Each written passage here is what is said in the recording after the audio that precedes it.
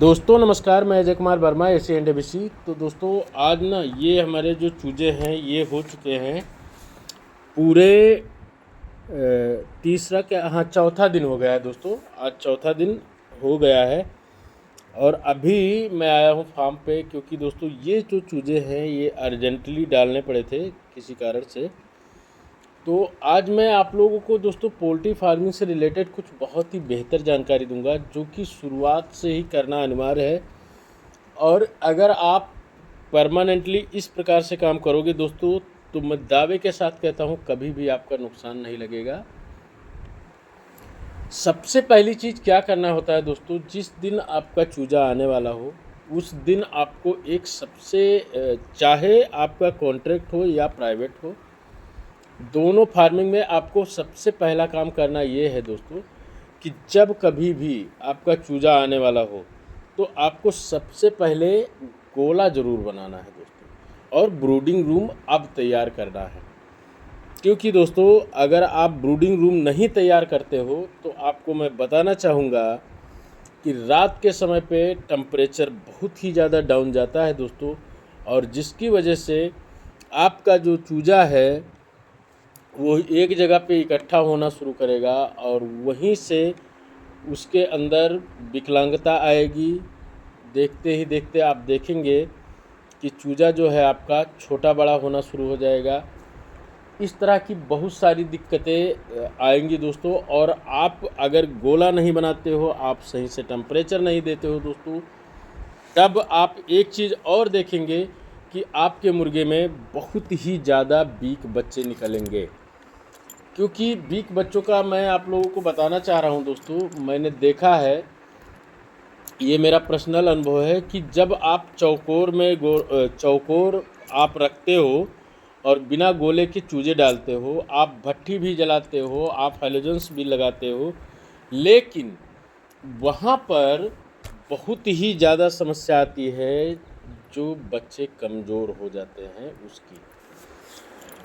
अब ये चीज़ तो हो गया दोस्तों कि आपको किस प्रकार से अपने बच्चे को शुरुआत से ही डालना है, गोला बनाना है और टेम्परेचर मेंटेन करके रखना है, इतना काम करना है।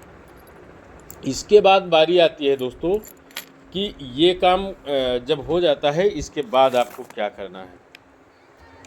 इसके बाद दूसरे नंबर और हाँ, एक चीज़ मैं और बता दूं दोस्तों कि जब से जैसे मान लीजिए कि आप दिन में तो टेम्परेचर ठीक रहता है, लेकिन रात के समय पे टेम्परेचर डाउन जाता है हमेशा।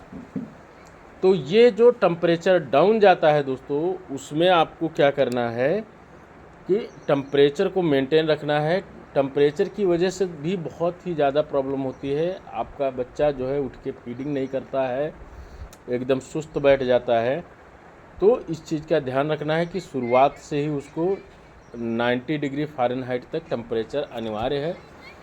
वो आप अगर मेंटेन करके लेके चलेंगे साथ ही साथ में, तो आपके बच्चे में दिक्कत नहीं होगी दोस्तों। इसके बाद बारी आती है दोस्तों कि फीडर और ड्रिंकर के मैनेजमेंट का। तो आपको 1000 मुर्गे पे आपको 30 से लेके 35 के बीच में आप ड्रिंकर लगाइए ही लगाइए। छोटा चूजा रहता है दोस्तों, तो उसमें आप क्या करिए कि थोड़ा आप पेपर फीडिंग भी करा सकते हैं, बैग के ऊपर भी फीडिंग करा सकते हैं, लेकिन ड्रिंकर में कमी ना करिए, ड्रिंकर तो बराबर लगा के रखिए। अब आपको बता दूं दोस्तों कि जब आपका चूजा मतलब 2 दिन का हो जाता है, 24 घंटे का होगा, तो आपको पहला काम ये कर देना है कि तुरंत जैसे ही पेपर गीला होना शुरू हो उसको निकाल देना है, पेपर पूरा टोटल निकाल देना है। और अगर बीच में भी कहीं पेपर गीला हो जा रहा है दोस्तों, तो उसको निकाल करके उसकी जगह पे दूसरा नया पेपर डाल देना है, जिससे कि हमारी फीड जब पड़े तो वो सूखी रहे और हमारा चूजा जो है वो सूखी फीड खाए, जिसकी वजह से टॉक्सिसिटी या ब्रूडिंग निमोनिया इस तरह की जो प्रॉब्लम्स आ जाती हैं फार्म में शुरुआत में ही, वो ना आने पाए।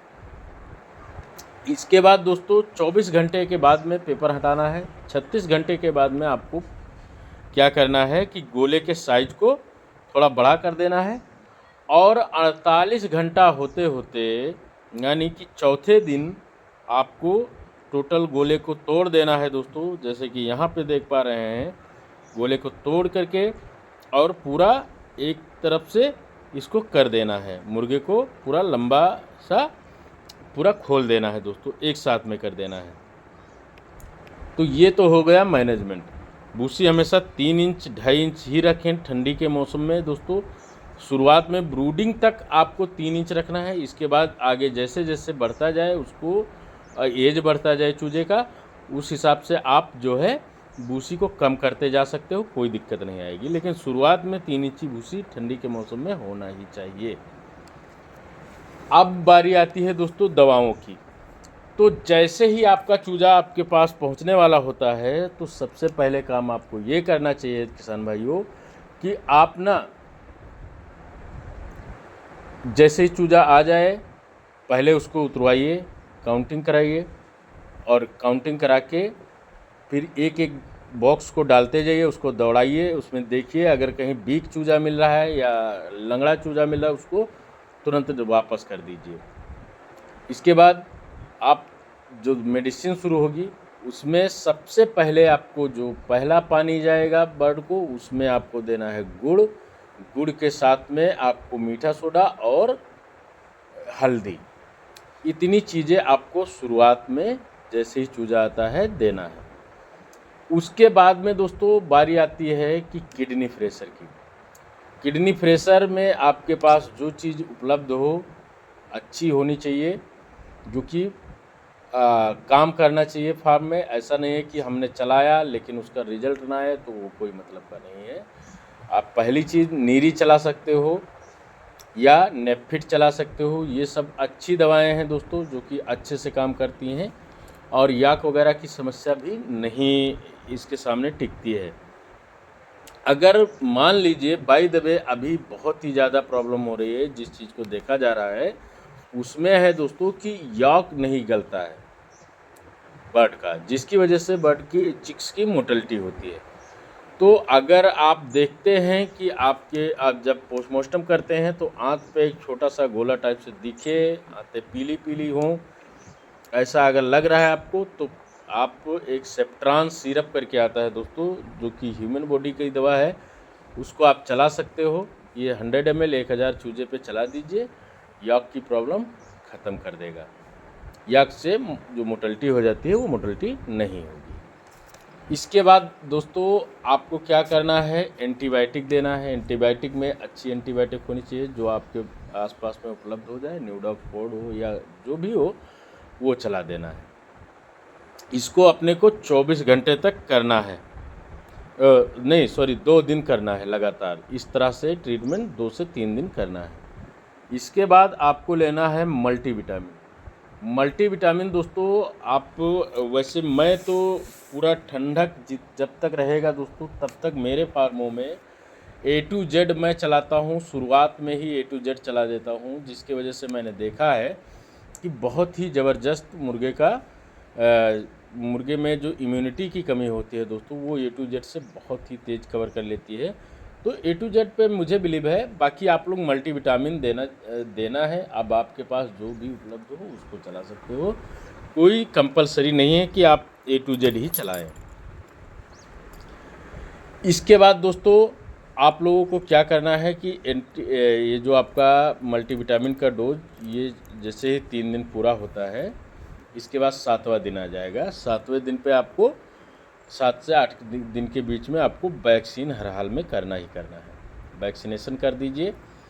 वैक्सीनेशन करने के बाद में दोस्तों आप लोगों को क्या करना है कि वैक्सीनेशन करने के दिन, उस दिन तो आपको बिल्कुल सादा पानी देना है, यानी 12 घंटा पहले से आपको सादा पानी देना है, और सादा पानी देने के बाद ही वैक्सीन करना चाहिए, नहीं तो प्रॉब्लम होती है। वैक्सीन करने के बाद में दोस्तों आपको एक एंटीबायोटिक दे देना है, एक डोज सिंगल डोज में देना है। ये एंटीबायोटिक इसलिए देना है दोस्तों ताकि हमारे जो बर्ड हैं इनको जो साउंड की प्रॉब्लम अक्सर करके आपने देखा होगा कि छोटे बच्चे से ही साउंड शुरू हो जाती है, और ख़ासकर जैसे ही पहली वैक्सीन लगती है दोस्तों, तभी से मुर्गे में ये प्रॉब्लम शुरू हो जाती है, छिक छिक की आवाज़ आनी शुरू हो जाती है। तो वैक्सीन कर देना है, वैक्सीन के बाद एंटीबायोटिक दे देना है, एंटीबायोटिक के बाद में आपको जैसे ई केयर सी हो गया, ई केयर सी दे देना है। इसके बाद कैल्शियम, अगर आपको लग रहा हो कि बच्चे में दिक्कत है कुछ इस तरह की, कैल्शियम की आवश्यकता है, तो कैल्शियम चला दो।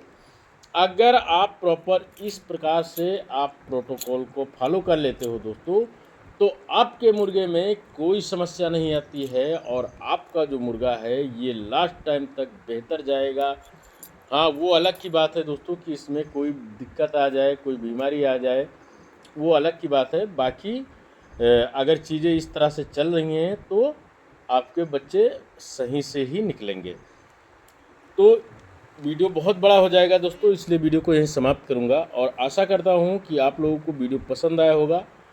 अगर वीडियो में दी गई जानकारी अगर किसी को नहीं समझ में आ रही है या कोई समस्या हो रही है दोस्तों, तो आप लोग मेरे नंबर 8400 327512 8400 327512 इस नंबर पे कॉल भी कर सकते हो और मैसेज भी कर सकते हो। वहाँ से मैं आप लोगों की हेल्प ज़रूर करूँगा। धन्यवाद।